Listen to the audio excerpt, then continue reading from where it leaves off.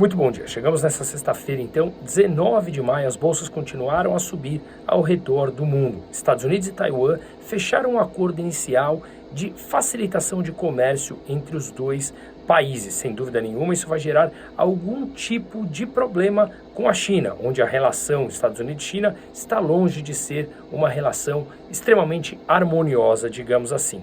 Mas do lado econômico, os Estados Unidos começou a caminhar, como é bem provável que vai chegar num acordo entre republicanos e democratas para fechar o acordo sobre o aumento o teto da dívida americana, para que eles consigam pagar as suas dívidas e as suas despesas correntes a partir de 1º de junho, só que precisa de um acordo bipartidário.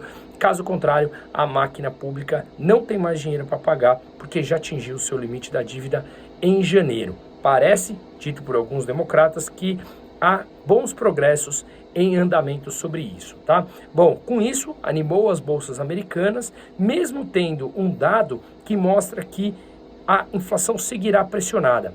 O número de pedidos de desemprego semanal veio abaixo do que o mercado esperava, ou seja, uma economia mais forte que pressiona a inflação e deverá manter a taxa de juros mais alta. Inclusive, alguns membros do Banco Central americano falando que pode ser que eles tenham que continuar ainda a subir a taxa de juros. Lembrando que já há indícios que a economia está sendo pressionada e o encarecimento no momento em que os americanos estão com nível mínimo em poupança e, obviamente, um crédito muito mais escasso por ele estar caro e pela falência bancária, como a gente já viu. Com tudo isso, com essa expectativa de que a inflação ainda é um problema, a remuneração dos títulos públicos americanos, aqueles de 10 anos, que é basicamente referência no mundo, continuou a subir e atingiu a máxima nos últimos 2 meses, batendo 3,6%. Mas todos os vencimentos dos títulos públicos americanos subiram e isso acaba por fortalecer o dólar, que vem se fortalecendo nos últimos dias,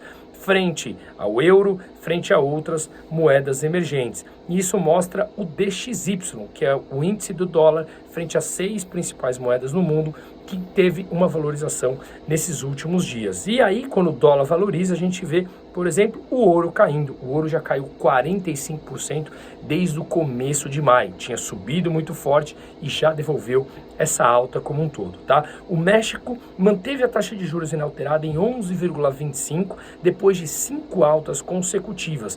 O México já subiu no total 7,25% a taxa de juros e agora está em 11,25, tá?